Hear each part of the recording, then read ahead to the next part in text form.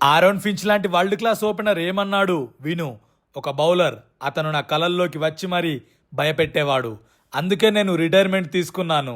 Bhubaneswar Kumar, the swing king, most made in overs in T20 internationals, most dot balls in IPL, ప్రతి ఫార్మాట్లో player of the series, ఇంకా fifers ఉన్న first Indian pacer, a true legend అని చెప్పాలి.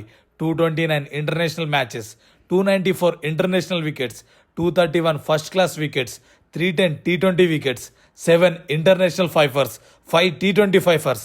చూస్తుంటే చూడాలనిపించేలా ఉండే తన బౌలింగ్ యాక్షన్, బాల్ ఒక్కసారి తన అమ్ముల పొదలో నుండి రిలీజ్ అయ్యాక గ్రౌండ్కి తాకిన వెంటనే స్వింగ్ అయ్యే ఆ క్షణం దినమ్మ ఒక హై ఫీల్ ఇస్తుంది.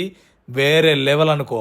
2013 champions trophy winner, 2016 IPL winner, 2016 ఇంకా 17లో IPL పర్పుల్ క్యాప్ విన్నర్. చాలామంది బౌలర్స్ వస్తుంటారు, పోతుంటారు, కానీ కొందరు చరిత్రలో అలా ఉండిపోతారు. కొన్నింటికి కొందరు ఒక పేరుని తెచ్చేసి వెళ్తారు. అలానే భువి కూడా promoted swing like no one else అని అనాలేమో. స్వింగ్ అంటే మనకి గుర్తొచ్చే నేమ్స్లో ఉండిపోయే పేరు భువనేశ్వర్ కుమార్. కామ్గా ఉంటాడు.